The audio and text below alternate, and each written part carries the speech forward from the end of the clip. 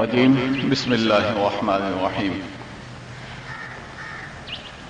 حضرات و خواتین، جیسے کہ آپ کے علم میں ہے کہ ہر ماہ کے دوسرے اتوار کو فکری موضوعات پر یہاں القرآن کورسز سینٹر میں درس قرآن منعقد کیے جاتے ہیں۔ آج کا درس قرآن بھی اسی سلسلے کی ایک کڑی ہے، اور آج کے ہمارے درس قرآن کا موضوع ہمارے معاشرے کو درپیش ایک انتہائی اہم مسئلے سے متعلق ہے۔ موضوع ہے دور جدید میں حلال اور حرام غذاؤں کا مسئلہ۔ آج کے ہمارے درس قرآن کے مدرس دارالعلوم کورنگی کے درجہ تخصص کے فاضل اور ممتاز عالم دین جناب مولانا مفتی محمد نجیب صاحب ہیں، اور حلال فوڈز کے اندر ان کی اسپیشلٹی بھی ہے۔ حلال فوڈز کے حوالے سے انہوں نے کئی بیرونی سفر بھی کیے ہیں، اور وہاں کے جو بیرون مسلم ممالک کے جو ٹیکنوکریٹس ہیں ان سے ان کا انٹریکشن بھی رہا ہے، اور کئی دورے کیے انہوں نے۔ ملیشیا کا کیا دورہ، ساؤتھ افریقہ کا کیا ہے، انگلینڈ کا کیا ہے۔ غرض یہ کہ اس حوالے سے ان کی ریسرچ اچھی خاصی ہے، اور اس درس قرآن میں آج جن پوائنٹس کو ریز کیا جائے گا وہ کچھ اس طریقے سے ہیں۔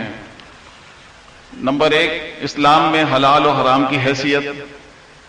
نمبر 2، حلال حرام اور مشتبہ چیزوں کا فرق۔ نمبر 3، مشینی ذبیحے کی شرعی حیثیت۔ نمبر 4، کھانے پینے کی اشیاء میں کیمیائی اجزائے ترکیبی یعنی فوڈ انگریڈینٹس اور ایملسیفائرز کی شرعی حیثیت۔ نمبر 5، موجودہ حالات میں بحیثیت مسلمان حلال کی تلاش میں ہم کس چیز کے مکلف ہیں۔ نمبر 6، حلال کو رواج دینے میں ایک مسلمان کا کیا کردار ہونا چاہیے۔ میں جناب مفتی صاحب سے گزارش کروں گا کہ درس قرآن کریم کا آغاز فرمائیں۔ آج کے درس قرآن میں درس قرآن جب اختتام پذیر ہوگا تو سوالات کا بھی سلسلہ رکھا گیا موضوع سے متعلق، تو جن حضرات کو اشکالات درپیش ہوں ہمارے یہاں سے پیپرز دیے جائیں گے، ان پر سوالات لکھ کر دیے جا سکتے ہیں۔ ان سوالات کے جوابات حضرت مفتی صاحب دیں گے۔ جزاکم اللہ۔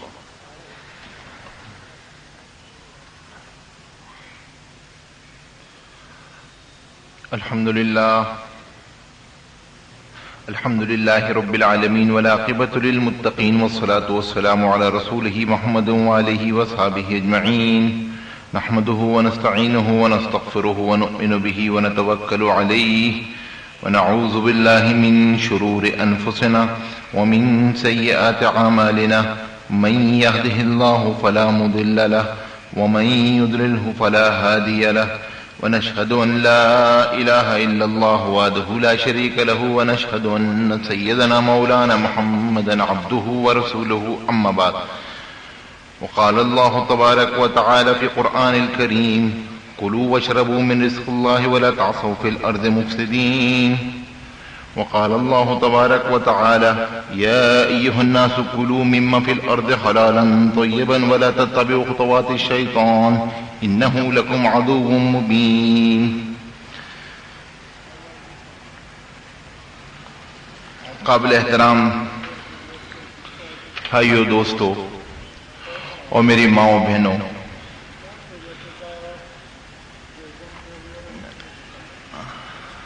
قبل اس کے کہ میں اپنے اصل موضوع کا آغاز کروں، اس سے پہلے چند بنیادی باتیں عرض کرنا ضروری سمجھتا ہوں۔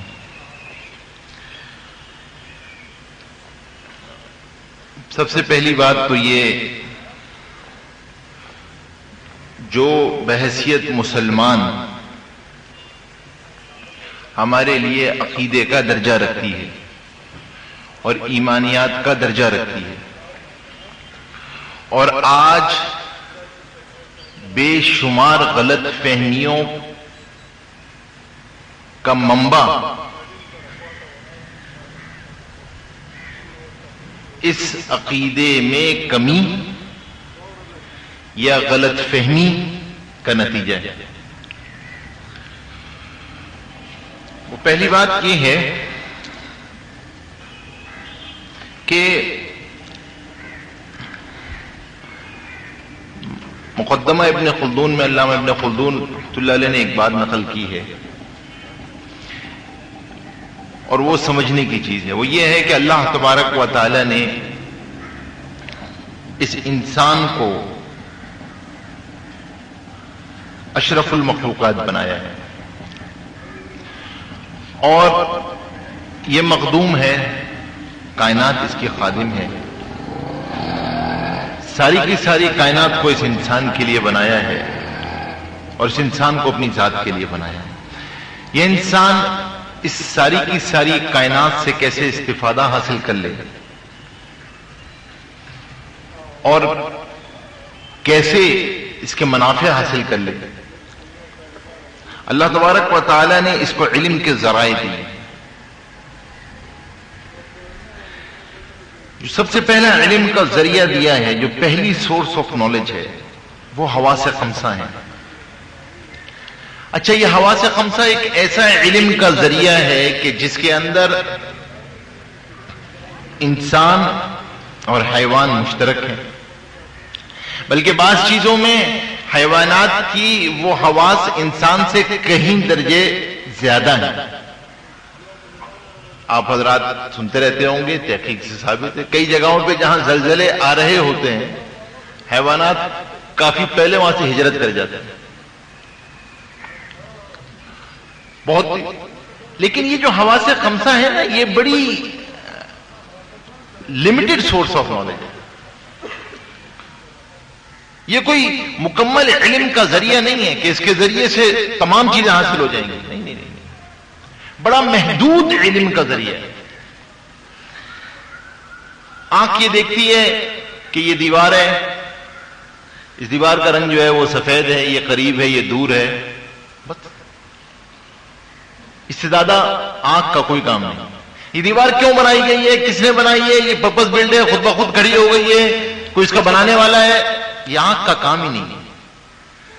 جہاں سے علم کے اس پہلے ذریعے کی انتہا ہوتی ہے، وہاں سے علم کے دوسرے ذریعے کی ابتدا ہوتی ہے، جو اللہ کی بہت بڑی نعمت ہے اس انسان کے اوپر، اور وہ ہے عقل۔ عقل اس کی رہنمائی کرتی ہے کہ دیکھو یہ دیوار جو ہے نا، یہ پرپس بلڈ ہے، اس کا کوئی بنانے والا ہے، یہ چار دیواری ہے، یہ کمرے کی دیوار ہے، یہ دو کمروں میں فرق کرنے والی ہے، یہ سب عقل رہنمائی کرے گی، اور تمام چیزوں کو جوڑ کر ایک نتیجہ مرتب کر کے اس کے سامنے کر دیتی ہے۔ لیکن عقل جو ہے وہ بھی اپنی حد تک ہے، یہی سب سے بڑا مسئلہ ہوتا ہے۔ انسانیت دھوکہ کہاں کھاتی ہے؟ انسانیت دھوکہ یہاں کھاتی ہے کہ انسان یہ سمجھنے لگتا ہے کہ عقل جو ہے وہ ایک لامحدود علم کا ذریعہ ہے، الٹیمیٹ سورس آف نالج ہے۔ حالانکہ ایسا نہیں ہے، عقل بھی بڑی ایک حد ہے، عقل کی بھی، ہاں ایک حد تک آپ کی رہنمائی کرے، اس لیے علماء نے لکھا ہے، علماء قائد نے، کہ یہ اتنے بڑے جو اللہ تبارک و تعالیٰ کی نشانیاں ہیں، اگر کسی کے پاس، کسی انسان کے پاس نبی کی نبوت نہ بھی پہنچی ہو، تو خدا کی خدائی کا اقرار اس پہ بھی واجب ہے، کیونکہ اتنی بڑی کائنات اس کی گواہی دے رہی ہے، سورج کا آنا، سورج کا جانا، دن کا آنا، دن کا جانا، رات کا آنا، رات کا جانا، اتنی چیک اینڈ بیلنس کائنات یہ خود گواہی دے رہی ہے کہ اس کائنات کا کوئی بنانے والا ہے۔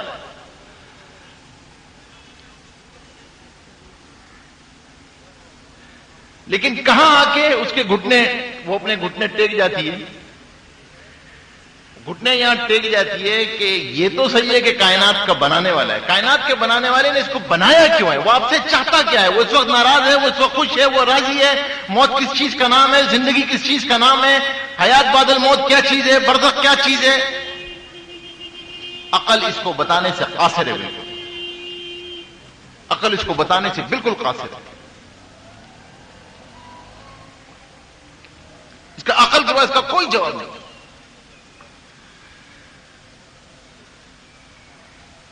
اس کا کوئی جواب ہی نہیں۔ جہاں سے عقل کی انتہا ہوتی ہے وہاں سے الٹیمیٹ سورس آف نالج کی ابتدا ہوتی ہے، وہاں سے وحی کی ابتدا ہوتی ہے، جہاں سے عقل کی انتہا ہوتی ہے وہاں سے وحی کی ابتدا ہوتی ہے،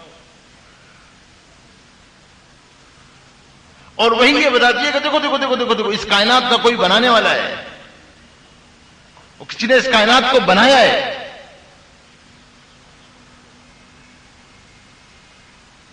یہ خود بخود نہیں کھڑی ہو گئی ہے، تم کسی مقصد کے لیے بھیجے گئے ہو،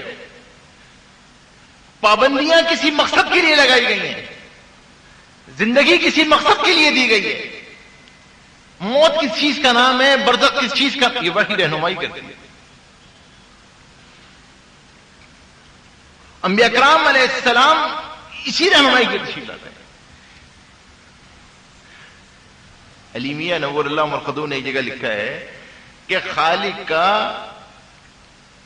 مخلوق پہ سے بڑا کوئی انعام نہیں ہے، نبی کی بعثت سے بڑھ کر کوئی انعام نہیں،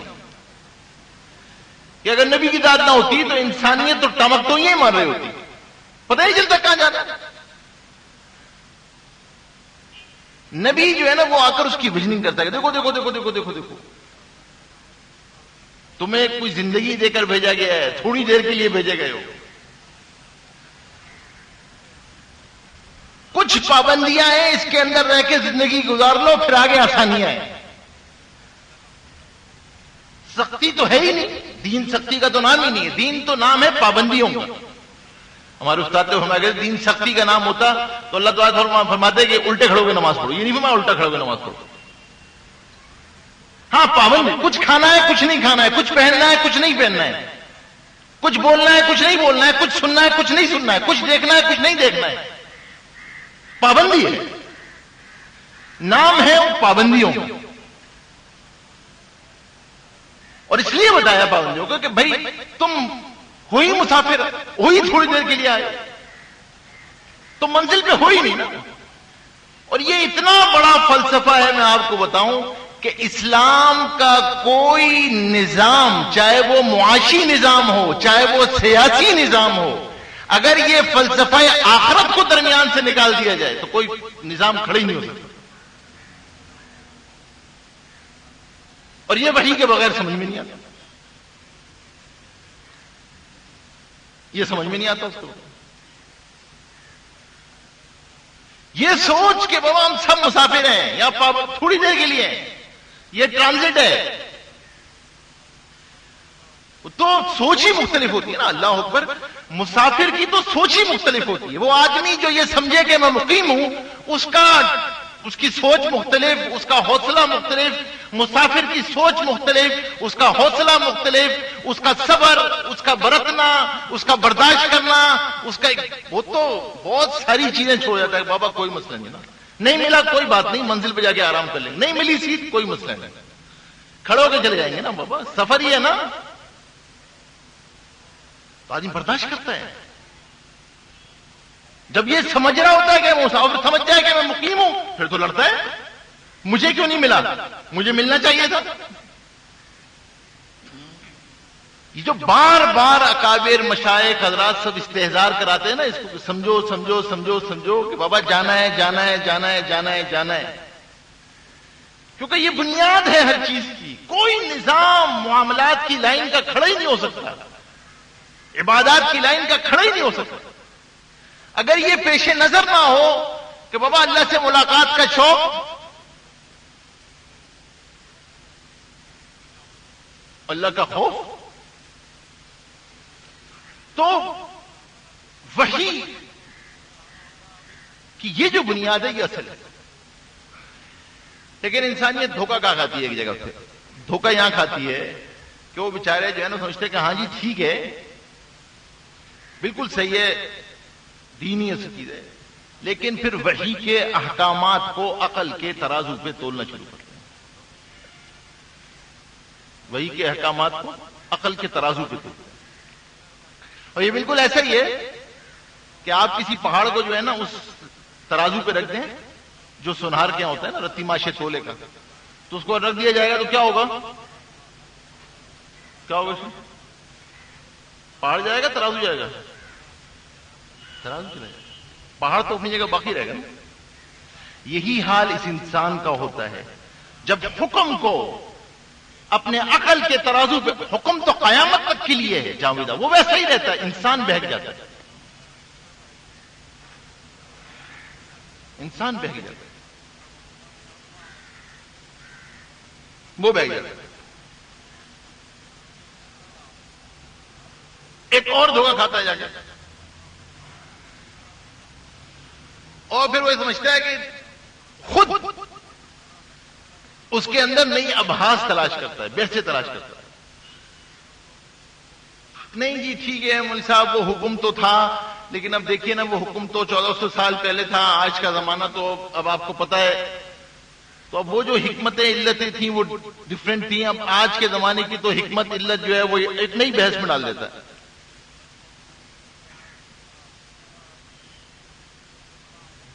نئی بحث میں ڈال دیتا ہے. اور یہیں سے خرابی پیدا ہوتی ہے.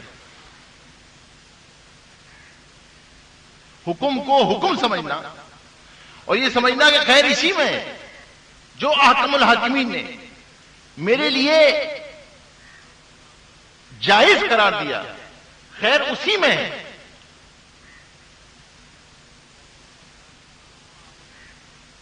اور جیسے میں نے آپ سے کیا, سختی تو ہے ہی نہیں, اور دین تو عین فطرت ہے,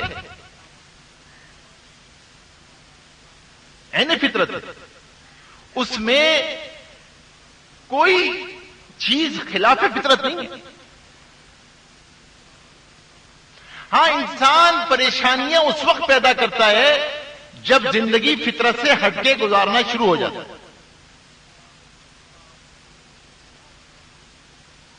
جب وہ فطرت سے ہٹ کے ماحول میں زندگی گزارتا ہے تو ماحولیات کے مسائل پیدا ہوتے ہیں, انوائرمنٹل کرائسس پیدا ہوتے ہیں.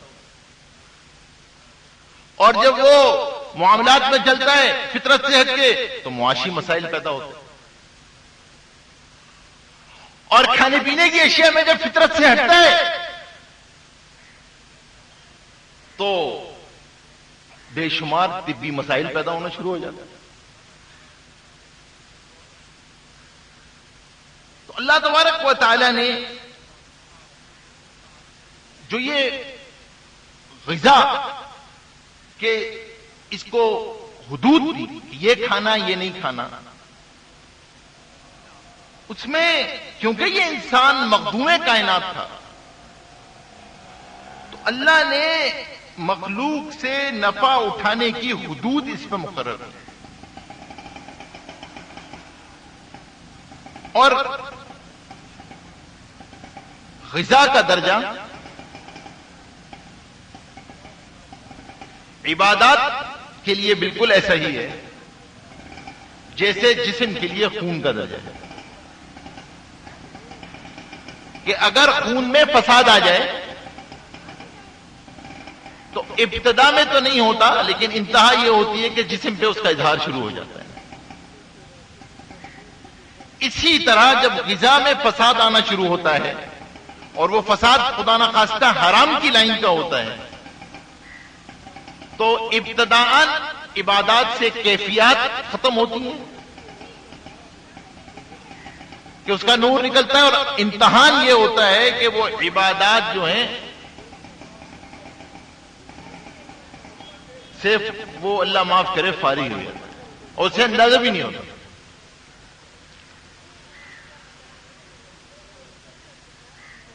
اللہ تبارک و تعالی نے حلال جہاں استعمال فرمایا، فقہاء نے اس کی تشریح کی ہے کہ وہ چیز جس کی استعمال کی اللہ تبارک و تعالی نے اجازت دی۔ کئی جگہوں پر لفظ استعمال ہوتا ہے فقہاء کے یہاں، یہ لفظ استعمال ہوتا ہے طہارت کے بعد میں بھی، یہ استعمال ہوتا ہے معاملات کی لائن میں بھی، یہ استعمال ہوتا ہے معاشرت کی لائن میں بھی، اور یہ استعمال ہوتا ہے کھانے پینے کی لائن میں۔ آج ہم جس بات کو موضوع بنائیں گے وہ معاملات نہیں ہے، وہ معاشرت نہیں ہے، وہ ابتداً طہارت کے باب میں نہیں جائیں گے، بلکہ خالصتاً جو کھانے پینے کے مسائل ہیں، غذا کے، کیا کھانا ہے کیا نہیں کھانا ہے، کیا پینا ہے کیا نہیں پینا ہے، اور اہمیت اس کی بہت ہے۔ علماء نے لکھا ہے کہ عبادات میں دل بھی حلال ہی سے لگتا ہے، اور عبادات میں نور بھی حلال کھانے سے ہی آتا ہے، اور جب تک آدمی حلال پہ رہتا ہے تو یہ مستجاب الدعوات بھی رہتا ہے، اس کی دعا بھی قبول ہوتی رہتی ہے، اور گناہ سے اس کا دل گھبراتا رہتا ہے، اور جوں جوں آدمی حرام پہ پڑنا شروع ہو جاتا ہے سب چیزیں اس کے برعکس ہونا شروع ہو جاتی ہیں، سب چیزیں اس کے برعکس ہونا۔ اس لیے جن علماء نے خلاصہ بیان کیا، حضرت سہل بن عبداللہ رضی اللہ تعالیٰ عنہ فرماتے ہیں، جگہ پہ روایت ہے کہ بھائی مسلمان کی نجات تو تین ہی چیزوں میں ہے، مسلمان کی نجات تین چیزوں میں، حلال کھانا، فرائض کا ادا کرنا، اور نبی کریم صلی اللہ علیہ وسلم کی سنتوں پر عمل کرنا۔ یہ اتنا بڑا کھلیا ہے کہ سارے معاملات حل ہو، کسی بھی لائن میں، فرائض ہر لائن کے، معاملات کی لائن کے، عبادات کی لائن کے، معاشرت کی لائن کے، سنتیں ہر لائن کی، عبادات کی لائن کی، معاشرت کی لائن کی، معاملات کی لائن کی۔ عبادات تو پھر ایک حصہ ہے دین کا، اور 25%، 75% تو معاملات ہیں، اور اصل ان غذائی اشیاء کا تعلق زیادہ تر ان معاملات سے ہوتا ہے، اور ہے بہت اصل۔ معاملات کی اونچ نیچ معاملے کو بڑی گڑبڑ کر دیتی ہے، اور دین جب آیا تو کیونکہ دین اعتدال پہ لے کر آیا تھا اور فطرت پہ تھا، تو حضور پاک صلی اللہ علیہ وسلم جب تشریف لائے تو دنیا افراد تفرید کی شکار تھی۔ ایک طرف اباحیت تھی، ہر چیز جائز تھی، اہل فارس اور تہذیب جن کی چلتی چلی آ رہی ہے، ہزاروں سال کی تہذیب، اور ایک طرف جو ہے وہ ہندوستان، اور ایسا کہ وہاں کوئی چیز ہی جائز نہیں، ہر چیز اپنے اوپر حرام کی ہوئی، ہر چیز اپنے اوپر حرام کی ہوئی۔ زندگی گزر جائے، کسی نے اپنے اوپر پانی ڈالنا حرام کر لیا تو کبھی پانی نہیں ڈالا، پانی کو ہاتھ ہی نہیں لگایا ساری زندگی۔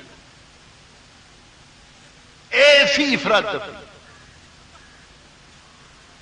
اور یہی اہل کتاب میں تھا کہ انہوں نے بعض چیزیں اپنے اوپر حرام کر لی، تو حضور پاک صلی اللہ علیہ وسلم نے اعتدال کو پیش کیا، اور اس میں اللہ تبارک و تعالی نے جہاں جہاں لفظ استعمال ہوا، دو لفظ استعمال ہوئے، حلال اور طیب، جو میں نے آپ کے سامنے آیات تلاوت کی، کلوا واشربوا من رزق اللہ ولا تعثوا فی الارض مفسدین۔ اللہ تبارک و تعالیٰ فرماتے ہیں کہ اللہ کا دیا ہوا رزق کھاؤ اور زمین میں فساد مچاتے مت پھرو۔ ایک تو ہر جگہ اللہ نے کہا کہ دیکھو یہ رزق من جانب اللہ ہے، اللہ کی طرف سے دیا ہوا ہے، یہ اسباب اپنی لائن سے صرف واسطہ ہے، اصل منع میں حقیقی اللہ کی ذات ہے، تو اس کی طرف نگاہ رہنی چاہیے۔ اور یا ایھا الناس کلوا مما فی الارض حلالا طیبا، حلال لفظ جس سے نکلے حلال، اس کے معنی ہے گرہ کھولنے کے، گرہ کھولنا، کہ جو چیز انسان کے لیے حلال کر دی گویا کہ پابندی کی گرہ کھول دی ہے، ورنہ پابندی لگی ہوئی۔ طیب کے معنی ہے پاکیزہ، جو طبعاً مرغوب، طبیعت جس کو چاہے، فطرت سلیمہ جس کو چاہے، یہ طیب ہے۔ جب ہمارا وَكُلُوا مِمَّا رَزَقَكُمُ اللَّهُ حَلَالًا طَيِّبًا وَاتَّقُوا اللَّهَ الَّذِي أَنْتُمْ بِهِ مُؤْمِنُونَ، اور اللہ نے تو تمہیں رزق دیا ہے، اس میں سے حلال پاکیزہ چیزیں کھاؤ، اور جس اللہ پر تم ایمان رکھتے ہو اس سے ڈرتے رہو۔ تو اللہ تبارک و تعالی نے جگہ جگہ پر اسی طرح سورہ بقرہ میں فرمایا یا ایھا الذین آمنوا کلوا من طیبات ما رزقناکم واشکروا للہ، کہ اے ایمان والو پاکیزہ چیزوں میں سے کھاؤ جو ہم نے تم کو رزق دیا ہے، اور اللہ کا شکر ادا کرو، کہ پاکیزہ رزق کھانے سے اللہ کی محبت پیدا ہوگی، اور محبت کے نتیجے میں شکر کی کیفیت پیدا ہوگی، اور یہ شکر خود ایک عظیم عبادت ہے۔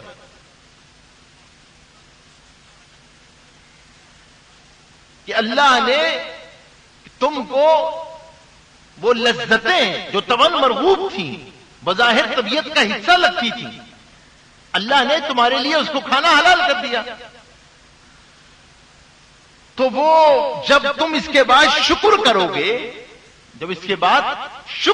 گے، اللہ کی نعمت کو استعمال کر کے شکر کرو گے، تو یہ لذت بھی عبادت بن جائے گی، یہ لذت بھی عبادت بن جائے گی۔ اور اللہ تبارک و تعالی نے حضور پاک صلی اللہ علیہ وسلم کی زبان مبارک سے اس مسئلے کو کئی جگہ پر حضور پاک صلی اللہ علیہ وسلم نے بیان فرمایا، اور ترغیب حلال کی طیب۔ حضرت رضی اللہ تعالیٰ عنہ سے روایت ہے، حضرت ابو ہریرہ سے، نبی کریم صلی اللہ علیہ وسلم نے فرمایا اللہ تعالیٰ پاک ہے، ان اللہ طیب ہے، اور وہ صرف پاک کو ہی قبول کرتا ہے، اور جو حکم اس بارے میں اللہ نے اپنے تمام پیغمبروں کو دیا وہی سب مومن بندوں کو بھی دیا۔ اس لیے پیغمبروں کے لیے اس کا ارشاد ہے رسولو تم کھاؤ پاک اور حلال غذا اور عمل کرو صالح، میں خوب جانتا ہوں تمہارے اعمال۔ اور اہل ایمان کو مخاطب کر کے اللہ نے کیا فرمایا کہ اے ایمان والو تم ہمارے رزق میں سے حلال اور طیب کھاؤ۔ اس کے بعد نبی کریم صلی اللہ علیہ وسلم نے فرمایا، ایک ایسے آدمی کا ذکر فرمایا کہ جو طویل سفر کر کے کسی مقدس مقام پہ ایسی حالت میں جاتا ہے کہ اس کے بال پراگندہ ہیں، جسم اور کپڑوں پہ گرد و غبار ہے، سفر کی مشقتیں جسم پہ طاری ہیں، اور آسمان کی طرف ہاتھ اٹھا کے دعا کرتا ہے اے میرے رب، اے میرے رب، اے میرے رب، یا رب یا رب یا رب، لیکن اس کا پینا حرام، اس کا لباس حرام، اور حرام غذا سے اس کی نشونما ہوئی، تو نبی کریم صلی اللہ علیہ وسلم نے فَأَنَّى يُسْتَجَابُ لِذَلِكَ، تو ایسے آدمی کی دعا کیسے قبول ہو؟ مقدس مقام، سفر کی مشقت کی، کہ مسافر کی دعا تو ویسے ہی قبول ہوتی، سب کچھ جاری، اور وہ ہاتھ اٹھا کے دعا کر رہا ہے، تو نبی کریم صلی اللہ علیہ وسلم نے فرمایا فَأَنَّى يُسْتَجَابُ، کیسے قبول ہوگی؟ کہ اس کا کھانا حلال نہ، اس کا پینا حلال نہیں، اس کا پہننا حلال نہیں، اس کے جسم کی نشوونما حلال سے نہیں ہوئی، فنا یستجاب۔ اس لیے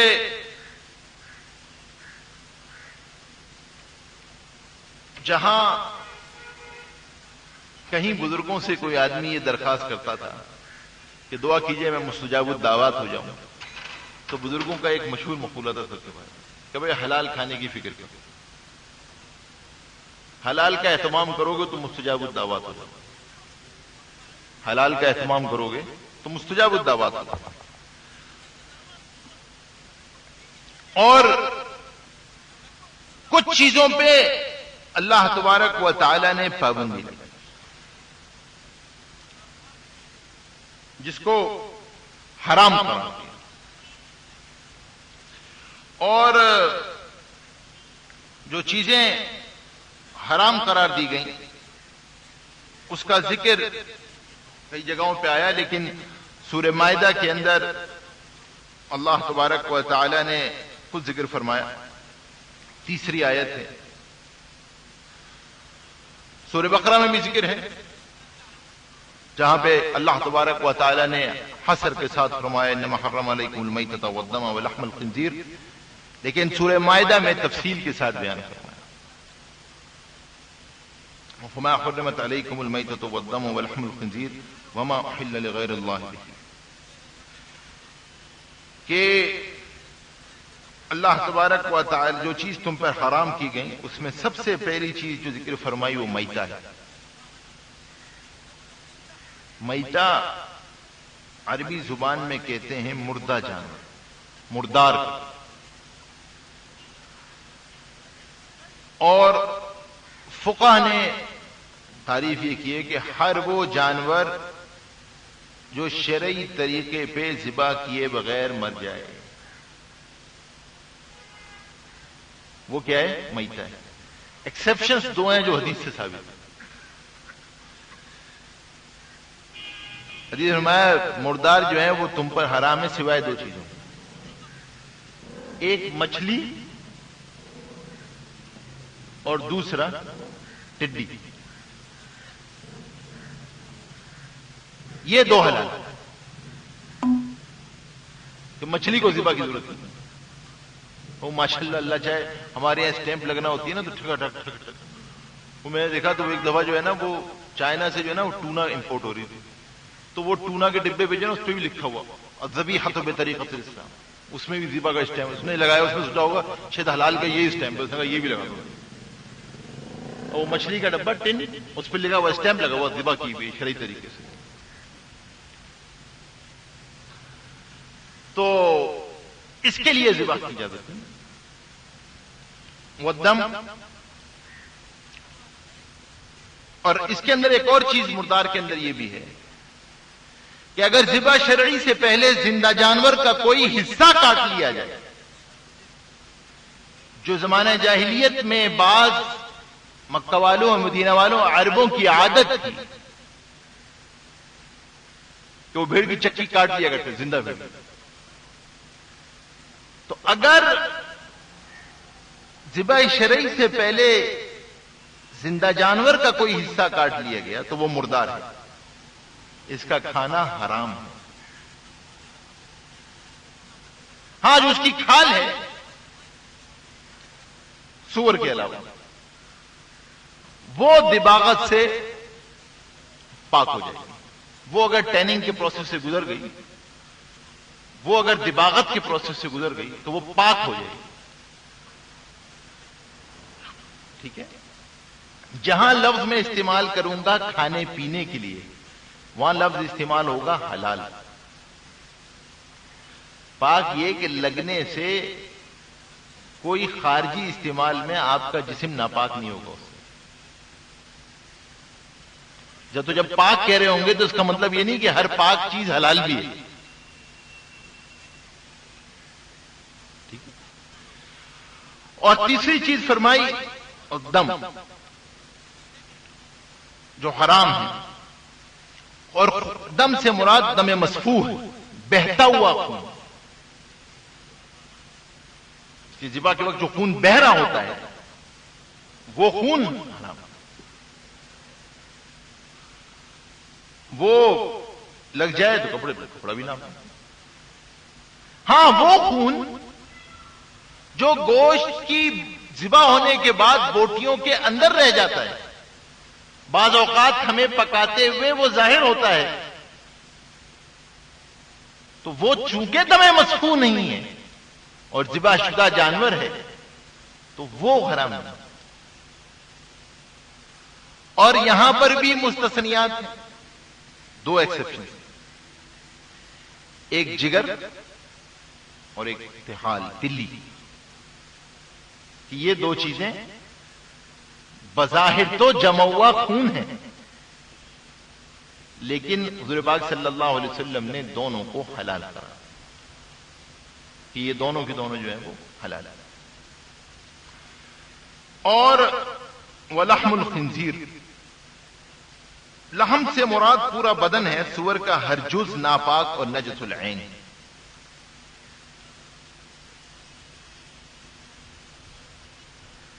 سور، خنزیر، سوائن یا پورک. اور اس کی کھال دباغت سے پاک نہیں ہو سکتی. وما احل لغیر اللہ، اور جو ذبح غیر اللہ کے نام پر کیے گئے وہ بھی حرام ہے.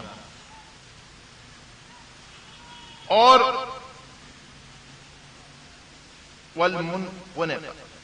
انخناق کہتے ہیں گلا گھونٹنا، کسی جانور کو گلا گھونٹ کر مار دیا گیا، یا جو جانور کے گلے میں رسی بندھی ہوئی تھی اسے اتنی زور سے کھینچا کہ جانور مر گیا،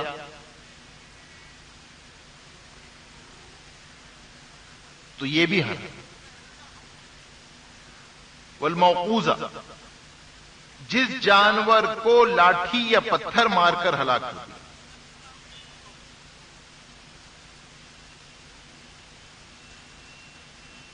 تو بندوق کی گولی اگر لگے اور ذبح کا موقع نہ آئے تو وہ بھی موقوذہ کے حکم میں ہو کر حرام ہو جاتا ہے.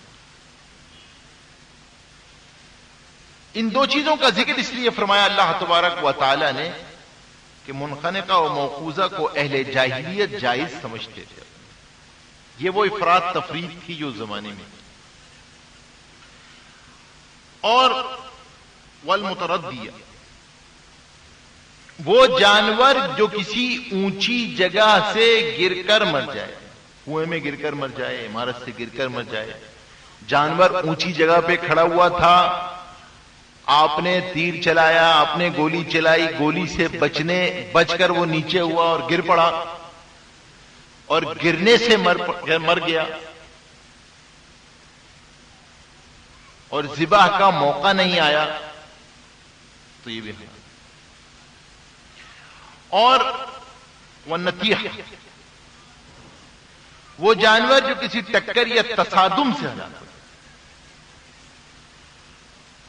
وما اکل السبع الا ما زکیتم، اور وہ جانور جس کو کسی درندے نے پھاڑا. تو اگر کسی درندے نے چیز پھاڑ دیا اور ذبح کا موقع نہیں آیا تو وہ بھی حرام ہے. آگے اللہ تبارک و تعالی نے استثناء فرمائے الا ما زکیتم. یہ استثناء جو ہے یہ شروع کی 4 اقسام سے متعلق نہیں ہے، کیونکہ اگر میتہ، دم، لحم الخنزیر، وما احل لغیر اللہ، یہ جو 4 ہیں اس میں تو ذبح بھی کوئی اثر نہیں کرتا. یہ ہے اس کے بعد سے متعلق کہ اگر کوئی چیز گلا گھونٹ کے مرنے والی ہو رہی تھی یا لاٹھی لگ گئی تھی یا اوپر سے گر پڑی تھی اور یا گاڑی سے ٹکر لگ گئی، جانور حلال تھا، ماکول اللحم تھا، اور اس میں ابھی زندگی کے آثار باقی تھے اور پھر آپ نے ذبح کر دیا، تو الا ما زکیتم کا تعلق اس سے ہے کہ اب اس ذبح سے یہ حلال ہے. اور اگلی چیز جو بیان فرمائی اور یہ اس لیے یہ جو حرمت ہے نا، یہ علماء نے حکمتیں مصالح لکھی ہیں، خلاصہ سب کا یہی ہے کیونکہ دین فطرت پہ تھا، اور میتہ کا منع فرمایا کیونکہ طبع سلیم الفطرت چیز مردار سے نفرت کرتی ہے، وہ مردار کو کھانا پسند ہے، اور طبعاً بھی اس کے نقصانات ہیں، طبعاً نقصانات ہیں۔ آج تو یعنی مقالے کے مقالے لکھے جا رہے ہیں کہ دنیا کے اندر کتنے بڑے نقصانات پیدا ہونے والے ہیں جب سے یہ مردار فیڈز میں شامل ہونا شروع ہو، اس کے طبی نقصانات کیا ہیں۔ تو جن جانوروں کو منع فرمایا ان کا گوشت یا تو انسان کے لیے مضر تھا، یا تو جسمانی طور پہ مضر تھا، یا روحانی طور پہ مضر تھا، یا اس کے جسم کے لیے خطرے کا باعث تھا، یا اس کے ایمان کے لیے خطرے کا باعث تھا۔ اور جہاں جہاں پہ نہ جسمانی مضرت تھی نہ روحانی مضرت تھی تو وہ اللہ نے طیب اور حلال کرا، وہ طیب اور حلال۔ حرام میں ایک اور چیز جو اہم تھی وہ اللہ تبارک و تعالی نے وہ تھی شراب۔ ما یا ایھا الذین آمنوا انما الخمر والمیسر والانصاب والازلام رجس من عمل الشیطان فاجتنبوه لعلکم تفلحون۔ رجس من عمل الشیطان،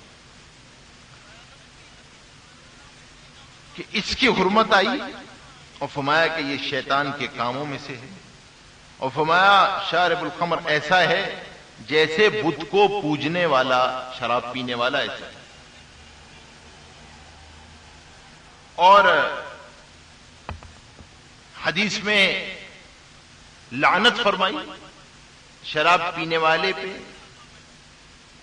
پلانے والے پر، بیچنے والے پر، خریدنے والے پر، بنانے والے پر، بنوانے والے پر، کسی کے پاس جو لے کر جائے، جس کے پاس لے کر جائے، ان سب پر لعنت فرمائی۔ کیا مطلب ہے کہ اللہ کی رحمت سے دور ہے، اللہ کی رحمت سے دور ہے۔ اللہ۔ اور کیا فرمایا کہ شراب کیا فرمایا کہ کل مسکر حرام، ہر نشہ دلانے والی چیز شراب، ہر نشہ دلانے والی چیز شراب، اور ہر نشہ لانے والی چیز حرام، اور اس کی تھوڑی مقدار بھی حرام ہے، اس کی کثیر مقدار بھی حرام ہے، کیونکہ یہ ہر برائی کی کنجی ہے، ہر برائی کی کنجی۔ شرابوں میں جہاں خمر کا لفظ استعمال ہوا، لغت میں یہ خمر بنیادی طور پہ 4 قسم کی وہ شرابیں ہیں جو حرام بھی ہیں، پینا تو حرام ہے، لیکن حکم کے اعتبار سے وہ نجس بھی ہے، ان کا حکم ایسا ہی ہے جیسے پیشاب کا حکم۔ وہ یہ سمجھنے کی بات ہے، یہ سمجھنے کی بات ہے، کیونکہ شراب ہی کو کہا جاتا ہے الکوہل۔ الکوہل آج کی دنیا میں بے شمار چیزوں میں استعمال ہوتا ہے، اور جب سے صنعت کے اندر کیمیا بڑھ گئی اور کیمیکل انڈسٹری خود وجود میں آ گئی ہے، تو اس کا استعمال متفرق طریقوں سے بڑھ گیا۔ خارجی استعمال بھی بڑھا اور داخلی استعمال بھی بڑھا۔ داخلی استعمال سے مراد میری کہ کھانے پینا، اور خارجی استعمال کہ آپ اس کو بار خارج جسم کے طور پہ استعمال کریں، جسم میں لگائیں، لیکن کھائیں پییں۔ تو وہ شراب جس کا نہ خارجی استعمال جائز تھا نہ داخلی استعمال جائز تھا، الا یہ کہ کوئی بہت ہی ایکسیپشنز آ جائے، موت زندگی کا مسئلہ آ جائے، وہ 4 شرابیں۔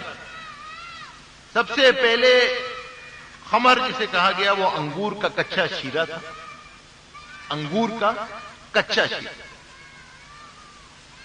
دوسرا طلا جسے انگور کا شیرہ جبکہ اسے پکا لیا جائے، اور تیسری چیز تھی نقی التمر، کھجور کا شیرہ، اور چوتھی شراب تھی نقی الزبیب جو منقع کی شراب، منقع کی شراب۔ وہ ایک شراب بناتے تھے جس میں کشمش کو وہ کافی عرصے تک، بڑی کشمش کو وہ اس کے ذریعے سے، ان چار کے علاوہ بقیہ چیزوں سے اگر الکوہل بنے گا تو وہ الکوہل پاک ہے، اس کا خارجی استعمال جو ہے، سمجھ گئے؟ الکوہل دنیا میں بنتا ہے، آج ہمارے ہاں شوگر کین انڈسٹری ہے، ہر شوگر مل جو ہے وہ الکوہل بنا رہا ہوتا ہے۔ دنیا میں بے شمار الکوہل جو ہے وہ آلو سے بنتا ہے، آلو کی بہت بڑی صنعت ہے جس سے الکوہل بنتا ہے، ویجیٹیبل الکوہل۔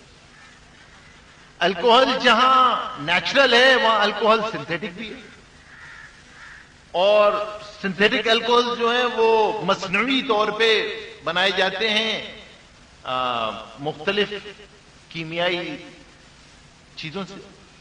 پیٹرول کی صنعت بہت بڑا الکوہل بناتی ہے۔ تو یہ جو الکوہل ہیں یہ سمجھنے کی چیز ہے، ہر الکوہل پیشاب کی طرح نہیں ہے، وہ دنیا میں چار ہی شراب ہیں۔ ایک تو پیور وائن بھی ہے، جو پیور وائن ہے، انگور کا کچا شیرہ ہے۔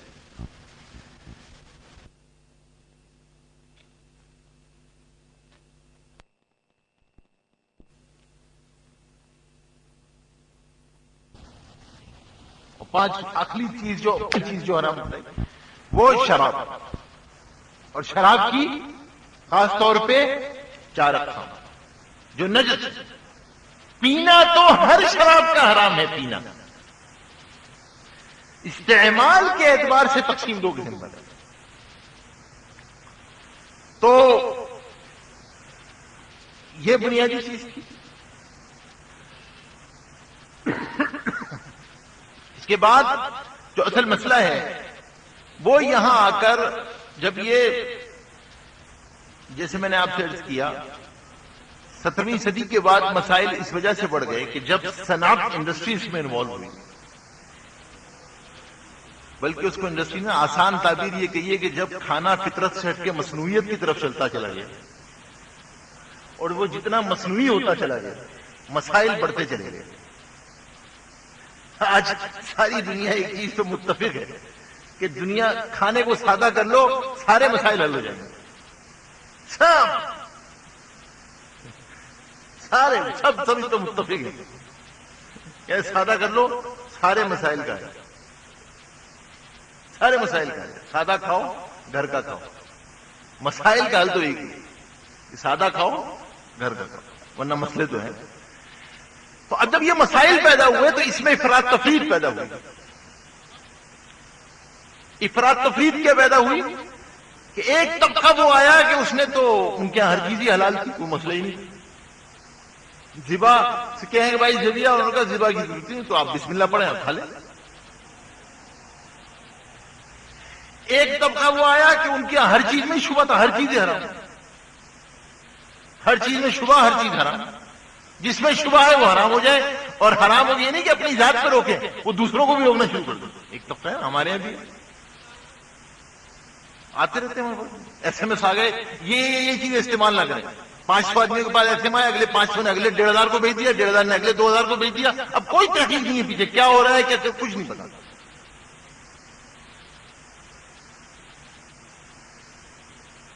قوم میں وہ یہی کام ہے۔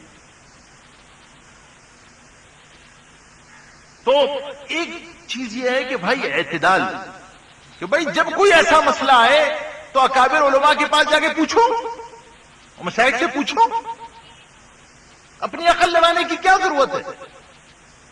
بھائی مفتیان کرام کے پاس جاؤ، ان سے پوچھو جا کے یہ مسئلہ ہے اور یہ چیز ہے، آپ بتاؤ۔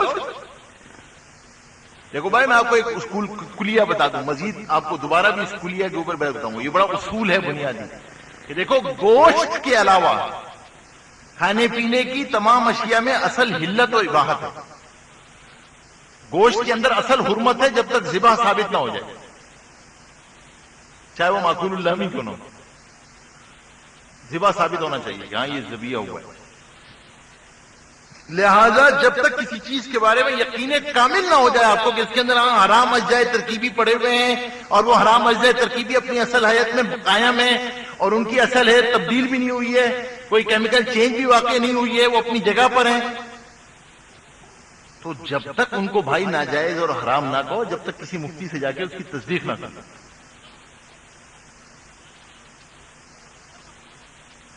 اس کی تصدیق نہ کرو. کوئی قوی وجہ جب تک حرام کی نہیں، دین میں حرج نہیں ہے، جہاں اللہ نے آسانی دی ہے وہاں آسانی رکھو، بلا وجہ کی شبہ کی بنیاد پہ کوئی سختی نہیں کر دی جائے گی.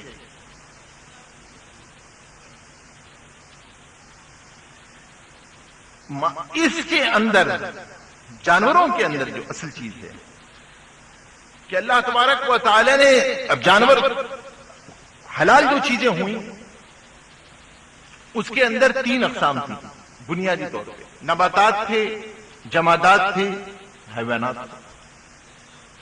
نباتات کے اندر اکثر نباتات جو ہیں وہ حلال ہیں، بس 2 ہی چیزیں اس کے اندر ہیں، بشرطے کہ وہ مضر صحت نہ ہو یا مسکر نہ ہو،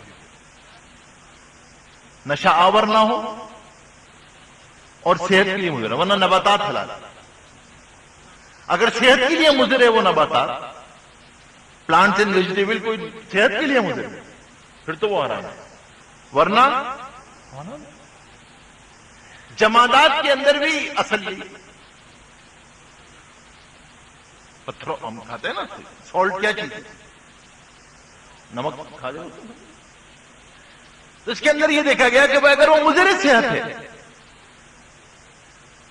یا نشہ آور ہے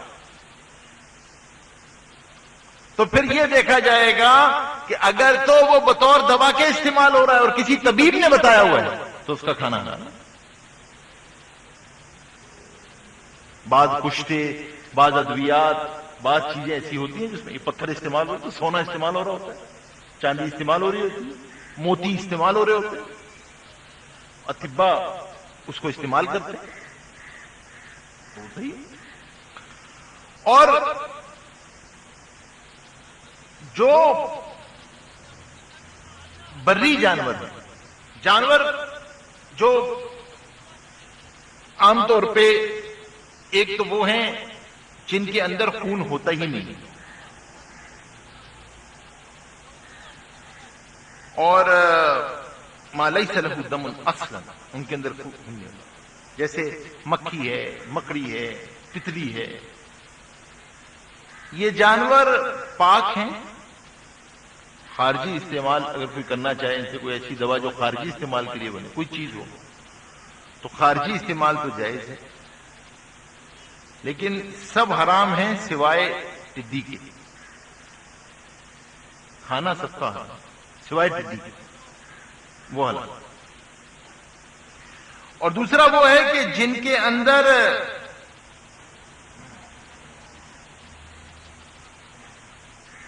بہتا ہوا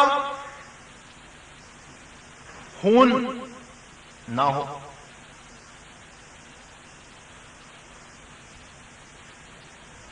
مالائی سے لوگ.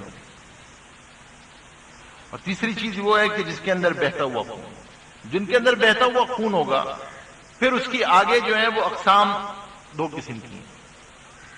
ایک معقول اللحم ہے، غیر معقول اللحم ہے. ایک وہ ہے جن کے گوشت کھانے کی اللہ نے اجازت دی، اور ایک وہ ہے جن کا گوشت کھانے کی اللہ نے اجازت نہیں دی.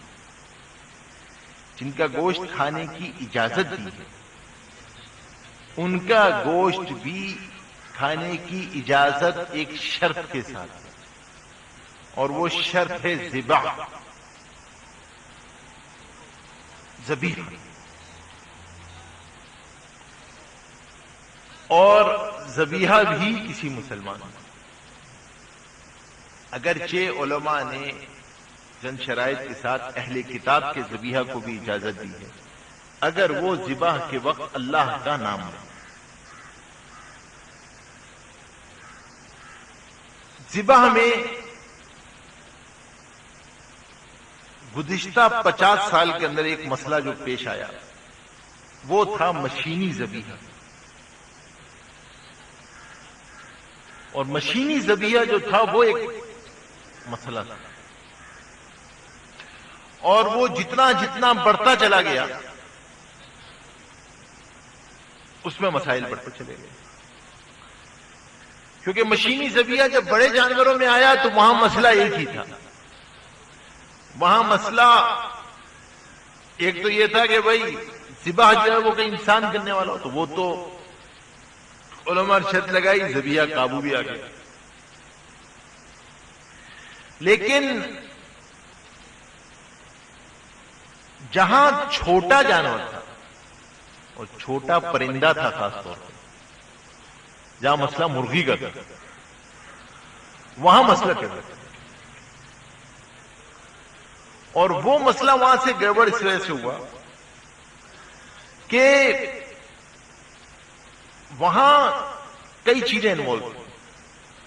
سب سے پہلے انہوں نے یہ کیا کہ انہوں نے کیونکہ ہوتا یہ تھا کہ ٹرک ان لوڈ ہوتا ہے اور ان لوڈ آ کر جو ہے وہ مرغیاں بیلٹ پہ چڑھ جاتی ہیں اور وہ بیلٹ چلتی رہتی ہے، اور آگے جا کر جو ہے وہ دو طریقے ہوتے ہیں، یا تو کسی کرنٹ والے پانی سے گزارتے ہیں یا ہلکا سا کوئی کرنٹ سے گزارتے ہیں، جس کو وہ لوگ انگریزی میں کہتے ہیں اسٹننگ، تو اس کی اسٹننگ کرتے ہیں، اور اس کے بعد اسٹننگ کے بعد پھر آگے جو ہے وہ ایک بلیڈ لگا ہوا ہوتا ہے جس سے وہ مرغی گزر رہی ہوتی ہے، اور وہاں جو ہے وہ کیا کہتے ہیں، ان حضرات نے کہا کہ بھائی یہاں پر کوئی آدمی کھڑے ہونے کی ضرورت نہیں ہے، اور ایک مرتبہ بسم اللہ پڑھ لینا وہ کافی۔ اب مسئلے یہاں پر دو دو تین تین جمع ہو گئے۔ ایک مسئلہ تو یہ جمع ہو گیا کہ بھائی یہ جو اگر خدا نہ خواستہ یہ کرنٹ کا وولٹیج ہی بڑھ گیا تو بلیڈ سے پہنچنے تک پہلے ہی وہ مرغی جو ہے وہ مر گئی، تو مسئلہ بالکل حالیہ میرا بھی سفر تھا ہمارا ایک، تو او آئی سی کی ایک میٹنگ تھی حلال اسٹینڈرڈ کے اوپر، تو ہم ایک جگہ پہ گئے ایبیٹوائر دیکھنے کے لیے، بہت بڑا مسئلہ، اس کی ایوریج جو تھی وہ ایک دن کے اندر جو ہے وہ 75,000 مرغیاں تھیں، وہ ایک دن میں 75,000 مرغی نکال دیتے ہیں۔ تو جب ہم گئے تو وہاں میں نے ساتھی سے کہا، ایک ساتھی سے میں نے کہا کہ وہ ہمارے ساتھ تھا، وقت تھا ایک، تو ایک ملیشین ساتھی تھا ہمارا دوست، اس کو میں نے کہا کہ بھائی تم جو ہے نا ذرا اس کو دیکھنا شروع کرو کہ یہ کیا ہو رہا ہے، تو وہ 1 منٹ کے اندر جو ہے وہ 75 مرغی گزر جاتی تھی۔ تو جب 1 منٹ کے اندر 75 مرغی گزری تو میں نے کہا بھائی دیکھ اس کو، کوئی وہ اس کے پاس جو ہے وہ موبائل تھا، اس نے موبائل سے جو ہے وہ لینا شروع کی، تو پتہ یہ چلا کہ 1 منٹ میں 6 مرغیاں ایسی تھیں جن کی اسٹننگ ہوئی نہیں تھی، تو وہ پھڑپڑاتی ہوئی ایسی آ رہی تھی کہ وہ بلیڈ کو ٹچ ہی نہیں کیا انہوں نے، وہ بغیر بلیڈ کے ٹچ کی ہی گزر گیا۔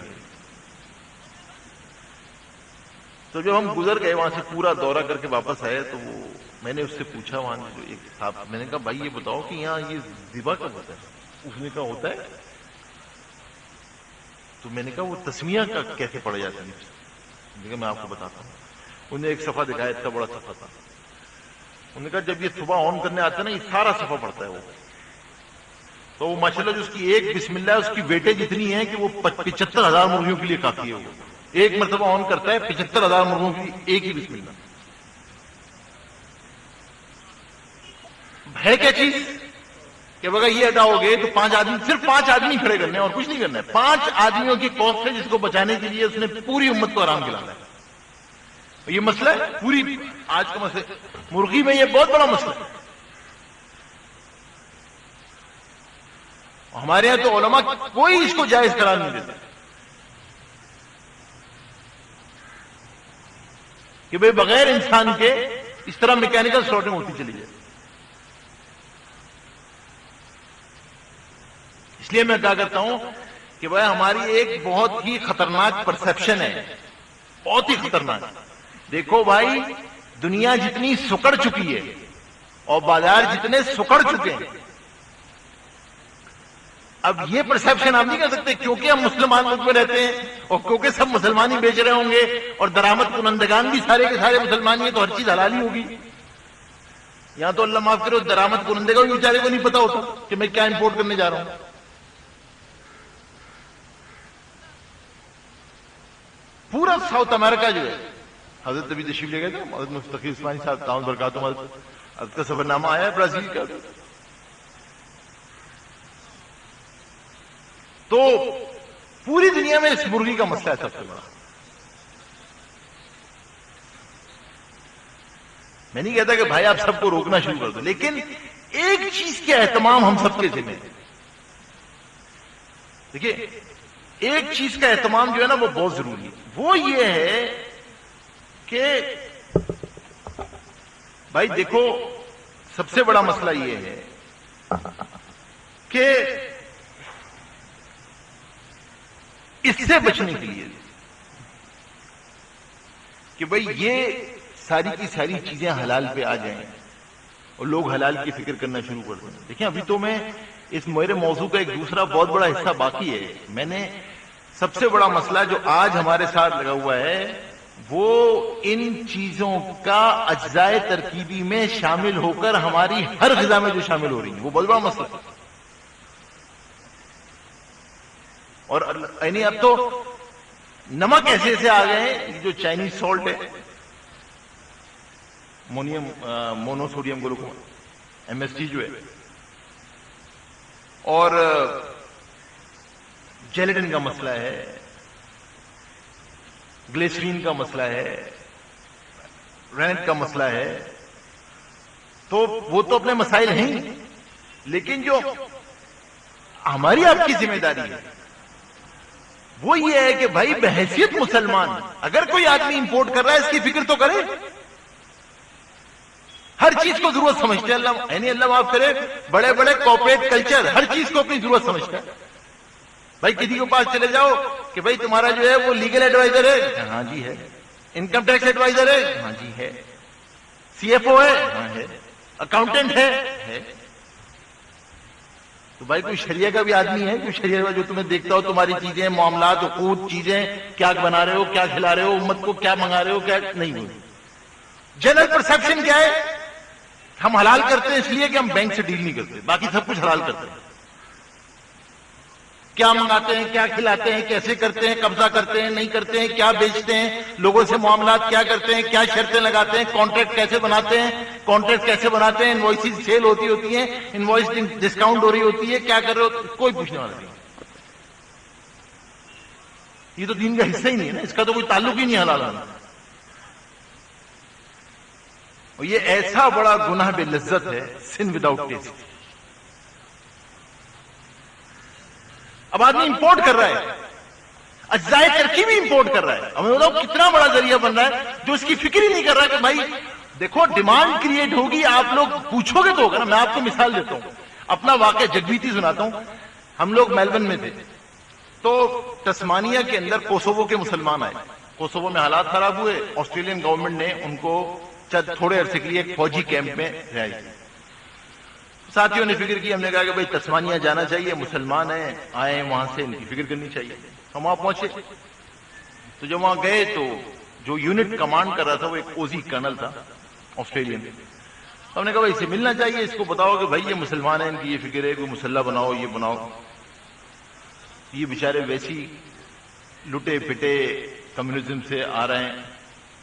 اچھا ہم ان کے پاس پہنچ گئے، ان سے ہم نے یہ کہا کہ بھائی دیکھو یہ ہے اور ہم لوگ جو ہیں وہ وہاں سے آئے وکٹوریا سے، اور آپ یہ مسلمان ہیں چونکہ ان کی چند چیزیں ہیں، یہ کھاتے ہیں، اس طرح رہتے ہیں، یہ عبادت کی جگہ ہے، یہ بنا. تو انہوں نے کہا کہ جی بتا دیں آپ کیا لسٹ ہے. انہوں نے بتایا کہ بھائی اس طرح مسلح چاہیے، کھانے کے لیے حلال چاہیے. اس نے کہا بھائی تسوانیہ میں تو حلال نہیں ہوگا، تو وہ تو مجھے وکٹوریا سے منگانا پڑے گا. میں نے کہا منگاؤ. تو اس نے کہا وہ تو مجھے $1.5 مہنگا پڑے گا. میں نے کہا بھائی منگاؤ، تو مسلمان ہے، آسٹریلین گورنمنٹ سے بات کرو کیمرہ. انہوں نے کہا اچھا چلے ٹھیک ہے آپ کہتے ہیں میں کر لوں گا، نو پرابلم. نو ویز مائک ہو جائے گا. ان کا ٹھیک ہے.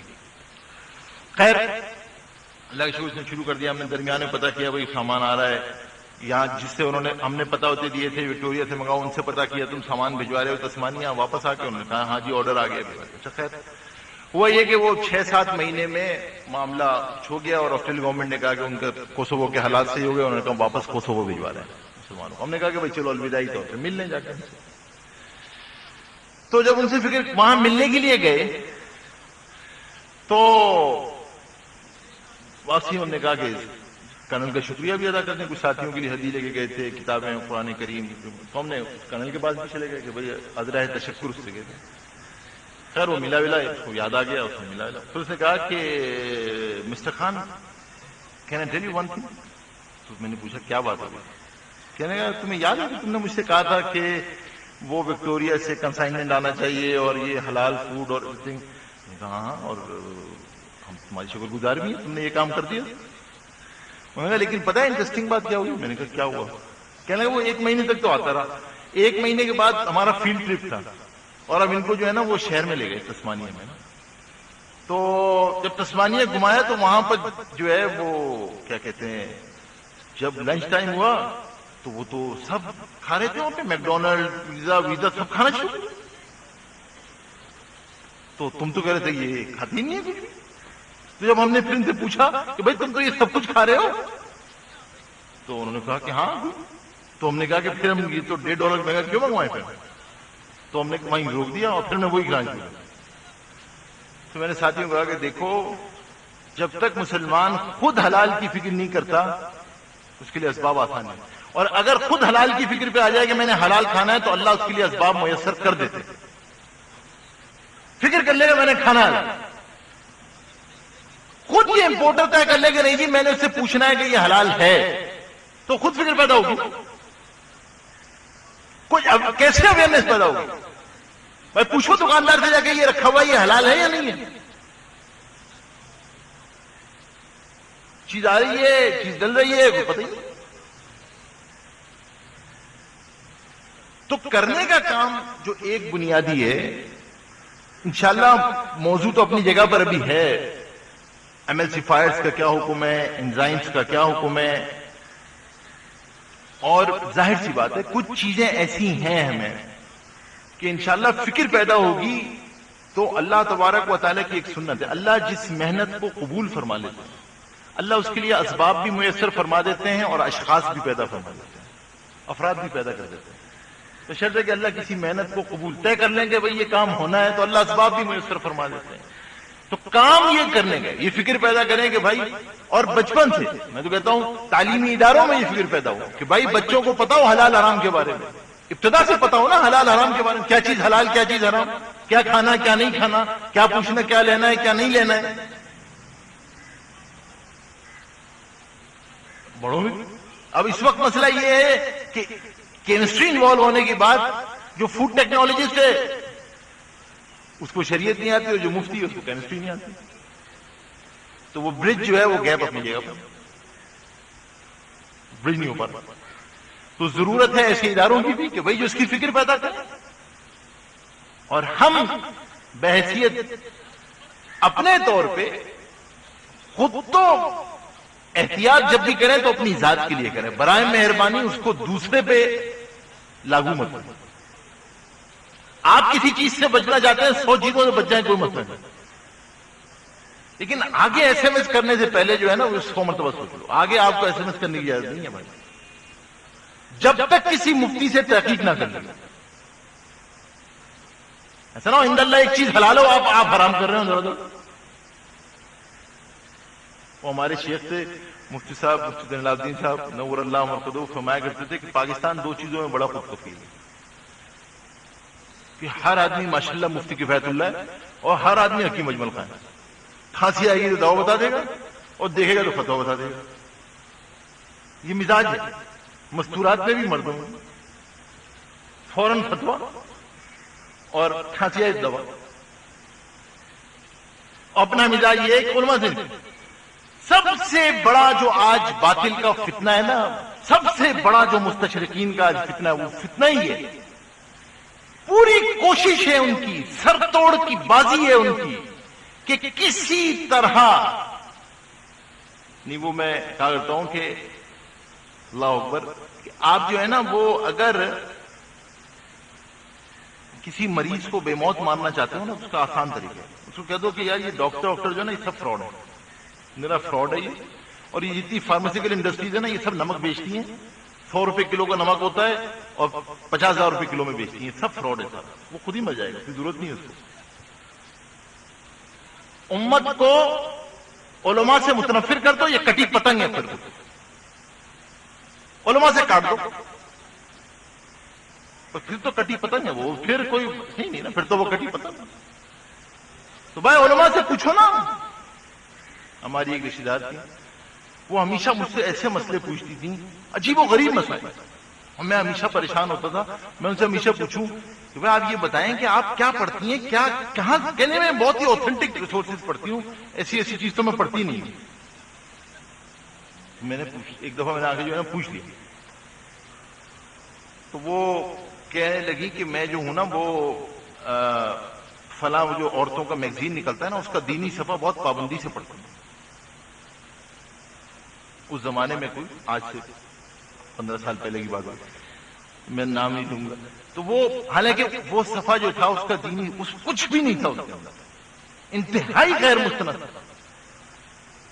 تو میں نے ان سے پوچھا، تو میں نے کہا آپ اپنا علاج بھی اس کے اندر ایک صفحہ صحت کا بھی ہوتا ہے، تو اپنا علاج بھی وہیں سے کراتی ہیں؟ ڈاکٹر کے پاس جو صفحہ، میں کہا علاج بھی وہیں سے کرایا گیا، اس کے اندر ایک صفحہ صحت کا بھی ہوتا ہے، علاج وہیں سے کرایا گیا۔ بندے خدا، اگر آپ کی ڈرائنگ اسکلز اچھی ہو تو اس کا مطلب گھر کا نقشہ خود بنائے نا، وہ انگریزی بہت اچھی ہو اس لیے مقدمہ خود لڑا کرو، اور بہت اچھی انگریزی ہے اس لیے اپنا علاج خود ہی کیا کرو۔ بھیا جب مقدمہ خود نہیں لڑتے، گھر نقشہ کسی نقشہ نویس سے بنواتے ہو اور مقدمہ وکیل سے لڑواتے ہو، علاج ڈاکٹر سے کرواتے ہو، تو یہ ساری کی ساری دین پہ ہی کیوں گزرتی ہے؟ آ کے دین کا مسئلہ کتاب اٹھا کے پڑھ لیں گے ماشاء اللہ۔ وہ میں جو ہے نا وہ میں فلاں چینل دیکھ لیتا ہوں، وہ بڑا بس صفائی سفیشینٹ ماشاء اللہ۔ کبھی علاج بھی ٹی وی دیکھ کے کیا کر۔ انسان جس چیز کو اپنی ضرورت نہیں سمجھتا اس کے لیے نہ کبھی وقت نکالتا ہے اور نہ کبھی فکر کرتا ہے۔ تو علماء کے سامنے پیش کرو نا اپنی زندگی، جائے پوچھو بھائی میں یہ امپورٹ کرنے جا رہا ہوں، یہ بتائیں کیا طریقہ کار ہے، کیسے امپورٹ کروں اس کو، پوچھو سپلائر، اس کے اندر فکر پیدا ہوگی۔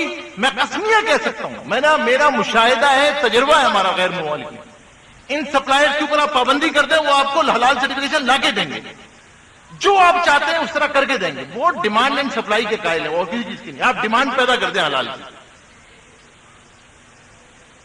آپ کہتے ہیں مجھے حلال چاہیے، مجھے ایم ایس جی اس طرح چاہیے، ایسے ہی ایم ایس جی چاہیے، دیٹس اٹ، اور مجھے ایم ایس جی کی کوئی سورس نہیں چاہیے۔ دیکھا وہ اب اللہ معاف کرے چائنیز سالٹ استعمال ہو رہا ہے ہر طرف، کوئی پوچھنا۔ اب تو ایک زمانہ تھا تو شاید کبھی ہوٹلوں ہوتا تھا، اب تو چاہے ہر بورچی استعمال کرتا ہے۔ تو بھائی پوچھو ضرور، علماء سے پوچھو، مفتیان اکرام سے پوچھو، پھر فتویٰ دو۔ تو دعا فرمائے اللہ تبارک و تعالیٰ، وقت زیادہ ہو گیا، دعا فرمائے اللہ تعالیٰ عمل کرنے کی توفیق نصیب فرمائے۔ انشاءاللہ بھی نشست بظاہر تو میں موضوع پورا نہیں ہو سکا الطاف بھائی، شاید نشست باقی ہی رہے گی۔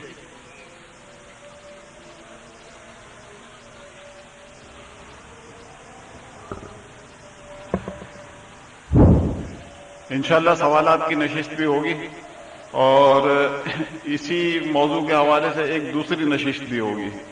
جن حضرات کو سوالات کرنے، سوالات تحریری ہوں گے، جن حضرات کو سوالات کرنے ہمارے ساتھی القرآن کورسز کے یہ کھڑے ہوئے ہیں، ان سے جو ہے سوال نامے لے لیں اور اپنے سوالات لکھ کر دے دیں۔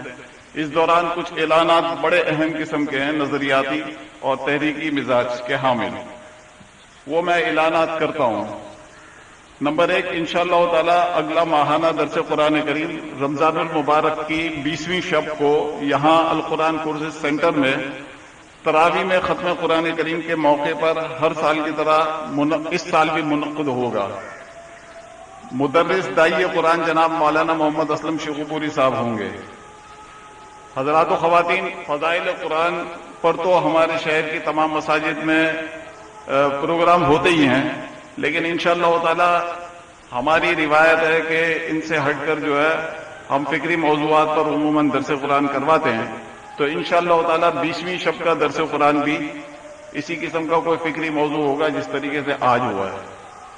آج والا جو درس قرآن جو ہوا ہے حلال اور حرام کے موضوع پر، تو اس کے حوالے سے بھی میں تاریخ کا اعلان کر دیتا ہوں۔ دور جدید میں حلال اور حرام غذاؤں کا مسئلہ کے موضوع پر درس قرآن کی دوسری نشست انشاءاللہ تعالی عید کے بعد اتوار 11 اکتوبر کو منعقد ہوگی، جس میں موضوع سے متعلق سوالات کے جوابات کا بھی احاطہ کیا جائے گا۔ مدرس جناب مفتی محمد نجیب صاحب جو آپ کے سامنے بیٹھے ہوئے ہیں وہی ہوں گے انشاءاللہ تعالی۔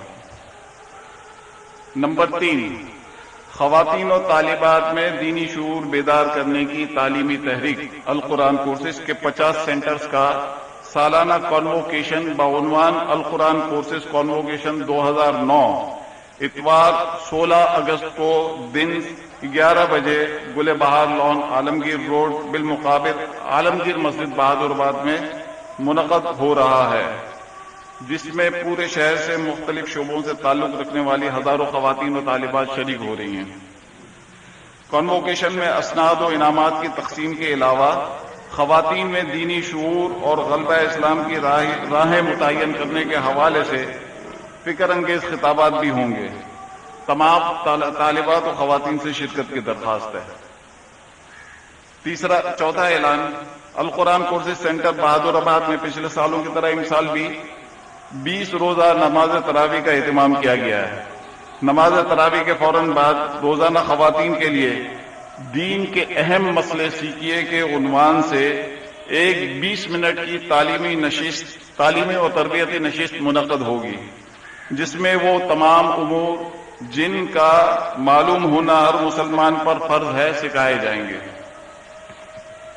5واں اعلان، یہ تمام فکری اعلانات، تحریکی اعلانات اور ہمیں متحرک کرنے کے لیے کہ جو ہماری روحوں کی اوور ہالنگ ہوتی رہے، تو اس سے تعلق رکھتے ہیں۔ رمضان المبارک میں یہاں القرآن کورسز سینٹر بہادر آباد میں طالبات و خواتین کے لیے القرآن کورسز کے زیر اہتمام ہفتے میں 3 دن منگل بدھ جمعرات 12 تا 1 بجے ترجمہ و تفسیر قرآن کی اسپیشل کلاسز منعقد ہوں گی۔ تمام طالبات و خواتین نہ صرف خود شریک ہوں بلکہ داعی کا کردار ادا کرتے ہوئے زیادہ سے زیادہ خواتین کو اپنے ہمراہ لائیں۔ نمبر 6 انتہائی اہم اعلان ہے، اور جناب جو ہے ہماری زندگی کی راہوں کو متعین کرتا ہے یہ اعلان۔ شیخ الاسلام حضرت مفتی محمد تقی عثمانی دامت برکاتہم کا آسان ترجمہ قرآن مع تشریحات کی نشر و اشاعت کو القرآن کورسز نے تحریک کا درجہ دیا ہوا ہے۔ باہر اسٹال پر آسان ترجمہ قرآن دستیاب ہے اور بلا منافع اور کاسٹ ٹو کاسٹ دیا جا رہا ہے، یعنی 3 جلدوں پر مشتمل سیٹ 630 روپے میں۔ تمام حضرات و خواتین نہ صرف اپنے گھروں میں اسے رکھیں بلکہ اپنے احباب و دوستوں کو مختلف تقریبات میں بطور ہدیہ پیش کریں۔ خواتین کے لیے اندر سینٹر میں رکھے گئے یہ سیٹ۔ نمبر 7 گلبہار لان عالمگیر روڈ میں امسال بھی روزانہ بعد نماز تراویح پورے قرآن کریم کے ترجمہ و تفسیر کے دورے کا اہتمام کیا گیا ہے۔ ہماری انتہائی خوش قسمتی ہے کہ گزشتہ 2 سالوں سے یہ سلسلہ 2 سال پہلے یہ سلسلہ شروع ہوا تھا، اور ہمارے یہاں کے انتہائی مستند عالم دین جامعہ معہد الخلیل الاسلامی بہادر آباد کے شیخ الحدیث جناب مولانا محمد یوسف مدنی صاحب اس نشست میں مفسر اور مترجم کے فرائض سر انجام دیں گے۔ تمام حضرات و خواتین سے شرکت کی درخواست ہے۔ نمبر 8 جامعۃ الرشید کیمپس 2 کے تعمیراتی منصوبے کے بروشر باہر اسٹال پر دستیاب ہیں۔ یہ ایک حیرت انگیز اور یونیک منصوبہ ہے، یعنی جدید تعلیمی ٹیکنیکس کو بروئے کار لاتے ہوئے دین اسلام کی ترویج و اشاعت۔ دلچسپی رکھنے والے حضرات و خواتین اس کا ضرور مطالعہ کریں۔ یہاں باہر اسٹال پر اس کے بروشرز دستیاب ہیں۔ تو جو حضرات چاہیں وہ لے لیں۔ نمبر 9، خدمت انسانی کے حوالے سے ہمیں بڑے طعنے دیے جاتے ہیں کہ اسلامک این جی اوز کو کام نہیں کر رہی ہیں، تو یہ بھی سنیں، الخیر ٹرسٹ کے زیر اہتمام متاثرین سوات اور نادر خاندانوں کے لیے سیر و افطار کے پیکج کا اہتمام کیا گیا ہے۔ تمام حضرات و خواتین اس حوالے سے اپنا حصہ ڈالتے رہیں۔ ایک سی ڈی بھی جو انہوں نے خدمات سر انجام دی ہیں ان ایریاز میں الخیر ٹرسٹ کے حضرات نے، تو وہ بھی باہر اویلیبل ہے، سٹال سے جو ہے جاتے جاتے لیتے جائیں۔ نمبر 10، اتوار 16 اگست کو 11:30 بجے دن لاسانیہ ریسٹورنٹ میں مین شاہراہ مناز راشد مناز روڈ میں مولانا محبوب الہی صاحب درس قرآن دیں گے۔ ایک اور اعلان درس قرآن کے حوالے سے، اتوار 16 اگست کو 12:30 بجے دن شایان لان بلوچ کالونی میں جناب مولانا عبدالستار صاحب درس قرآن دیں گے۔ تمام حضرات و خواتین سے شرکت کی درخواست ہے۔ دونوں جگہ خواتین اور حضرات دونوں کے لیے اہتمام کیا گیا ہے۔ نمبر 12، اتوار 16 اگست ہی کو بعد نماز عصر استقبال رمضان کے موضوع پر مولانا محمد اسلم شیخو پوری صاحب عالمگیر مسجد عالمگیر روڈ میں درس قرآن کریم دیں گے۔ اور آخری اعلان، ہمارے انتہائی سرگرم کارکن ہیں قرآن کورسز کے فہیم بھائی، ان کی خالہ کی طبیعت کے لیے دعا فرمائیں کہ اللہ تعالیٰ ان کو صحت نصیب فرمائے۔ بھائی عبد المتین صاحب جو ہمارے یہاں انتہائی فعال کردار ادا کرتے ہیں، وہ کل رات کو ان کو ہارٹ اٹیک ہوا ہے، تو ان کی صحت کے لیے ضرور دعا کریں۔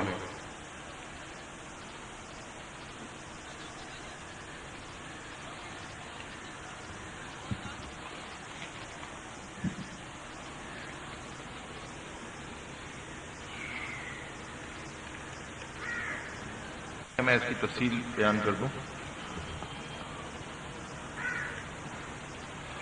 وہ یہ ہے کہ بعض ان اجزاء کے بارے میں سوال کیا گیا ہے جو معقول اللحم جانور جن کا گوشت کھانا حلال ہے، ان جانوروں کے کون سے وہ اجزاء ہیں جو استعمال نہیں کیے جا سکتے۔ وہ 7 قسم کے اجزاء ہیں جو حدیث میں آتا ہے جو استعمال نہیں کر سکتے۔ ایک اس میں ان کا بہتا ہوا خون ہے جو حرام قطعی ہے، مثانہ ہے، حسیتین ہیں کپورے، مرارہ پٹا، اور اس کا عضو تناسل شرمگاہ غدود۔ حرام مغز کے بارے میں بعض عبارات سے گنجائش معلوم ہوتی ہے فقہا کی، لیکن یہ کہ احتیاط اسی میں ہے کہ حرام مغز کو استعمال نہ کیا جائے۔ اور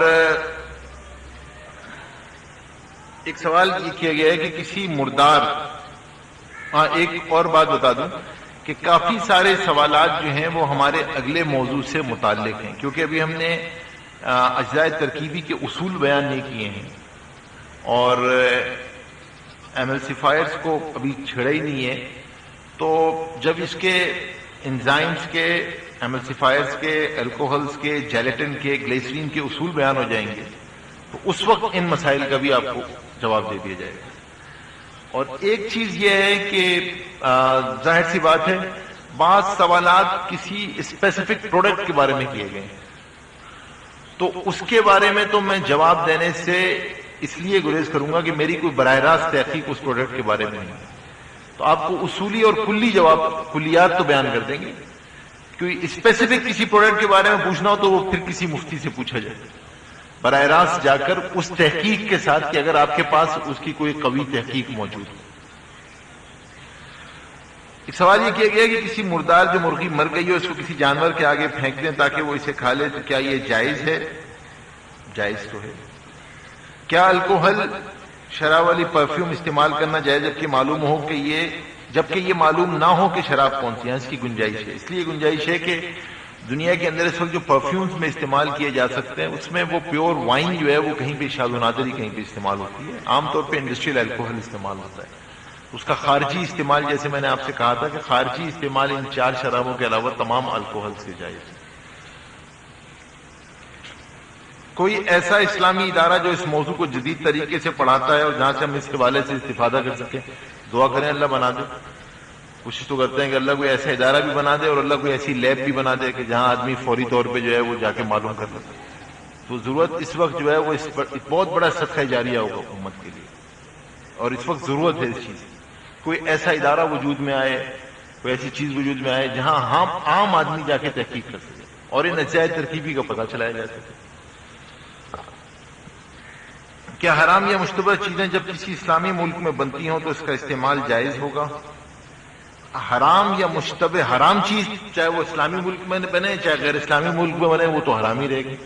ہاں مشتبہ جو ہو جاتی ہیں, دیکھیں حرام جو ہے نا وہ بھی واضح ہے اور حلال بھی واضح ہے. وما الحلال بین والحرام بین وبینہما متشابہات, اس کے درمیان میں گرے ایریا ہے. تو گرے ایریا میں عافیت تو اسی میں ہے کہ آدمی بچا رہے اور آدمی بچ کے چلے اس کے اندر. اور میں نے آپ کو بتا ہی دیا ہے کہ بھائی دوسرے پر جو ہے نا وہ فتویٰ نہ لگاؤ جو چیزیں مشتبہ ہو. ہاں جو غذائی اشیاء خاص طور پہ جن کے اندر اجزاء ترکیبی گوشت خود یا اس کی بائی پروڈکٹ ہے اور وہ کسی کافر ملک سے درآمد کی جا رہی ہیں تو وہاں تو درآمد کرنے والے پہ تحقیق لازم ہے, ورنہ سب کو حرام کھانے کا ذریعہ کھلانے کا ذریعہ بنے گا پورے ملک کو. تو وہاں پہ تحقیق لازم ہے. کرافٹ کی چیز بحرین میں بن رہی ہے جس میں ہر جگہ کاؤز فیٹ ملک صاف لکھا ہوا ہے. اگر کاؤ اور فیٹ ملک ساتھ لکھا ہوا ہے تو صحیح ہے, پھر تو اس کو کھانا جو ہے وہ اس کا جائز ہے.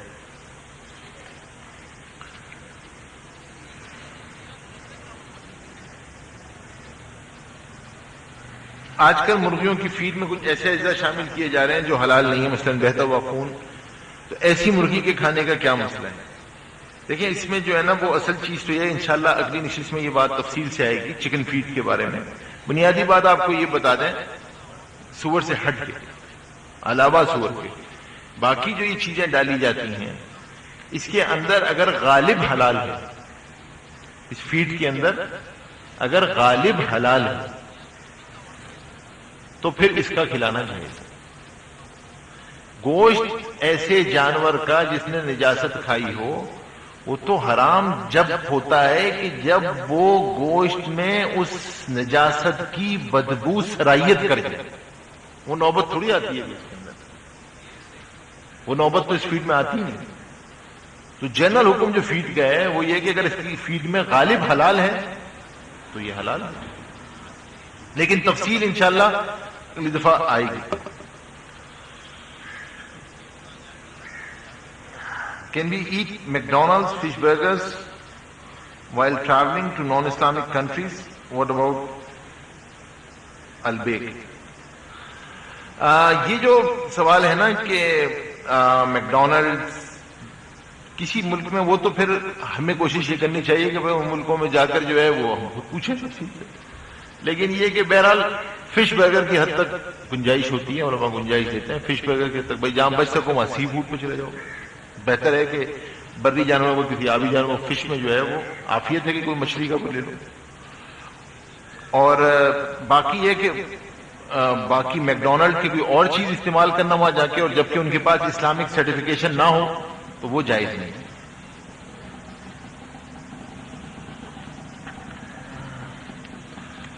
حلال کے کانسیپٹ میں اسٹریس آف اینیمل بھی شامل ہے.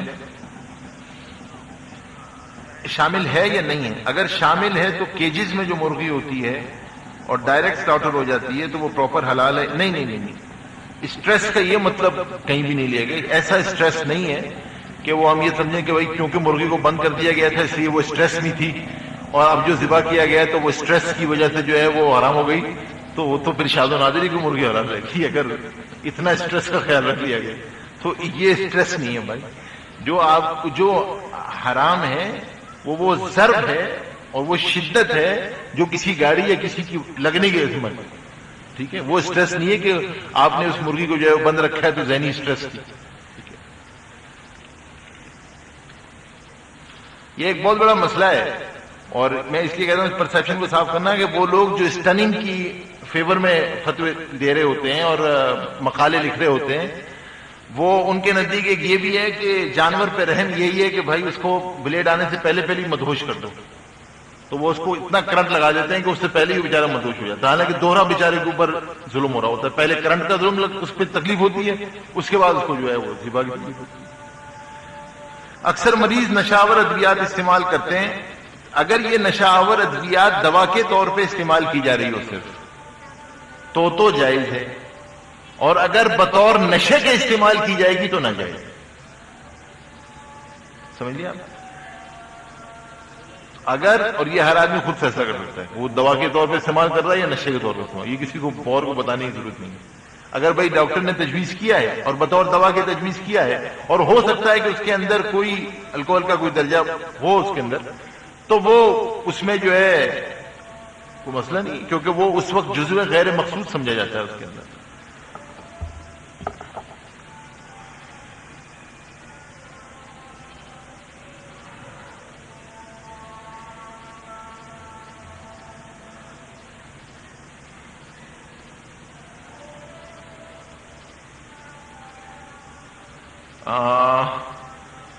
یہ جو ہے نا وہ بڑا مطلب ٹپیکل کوشچن ہے۔ I have heard about some modernized type of champagne that is labeled as 100% halal.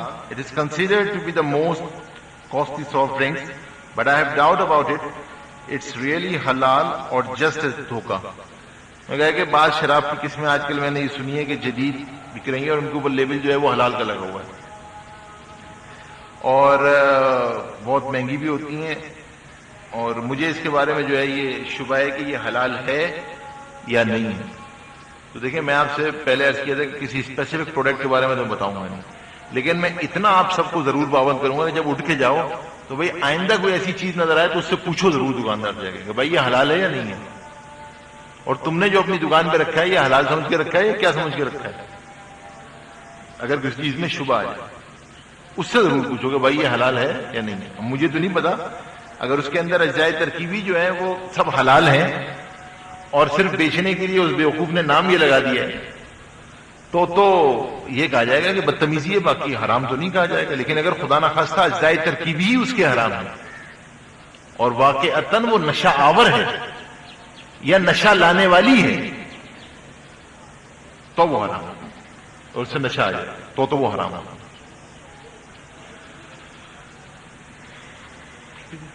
جی، یہ تھے چند اہم سوالات، اور باقی جو سوالات ہیں وہ کیونکہ ای نمبر سے متعلق ہیں اور اسپیسیفکلی چند چیزوں سے متعلق ہے، تو وہ انشاءاللہ اگلی نشست میں جو ہے وہ ہم پوری کر لیں گے، اور اگلی نشست میں جو ہے وہ پھر انشاءاللہ یہ جو جدید اجزاء ترکیبی ہیں ان سے متعلق انشاءاللہ اس کی بات کریں گے۔ اللہ رب العالمین والعاقبۃ للمتقین والصلاة والسلام علی رسول محمد وآلہ وصحبہ اجمعین۔ یا اول الاولین یا آخر الاخرین یا ذی القوة المتین یا راحم المساکین یا ارحم الراحمین یا رحمان یا کریم یا حی یا قیوم برحمتک نستغیث برحمتک نستغیث برحمتک نستغیث۔ اللہم انا نسألک من خیر ما سألک منہ نبیک محمد صلی اللہ علیہ وسلم ونعوذ بك من شر ما استعاذك منه نبيك محمد صلى الله عليه وسلم أنت المستعان عليك البلاغ صلى الله تعالى على خير خلقه محمد وآله وصحبه أجمعين برحمتك يا أرحم الراحمين۔ جزاكم الله خيرا۔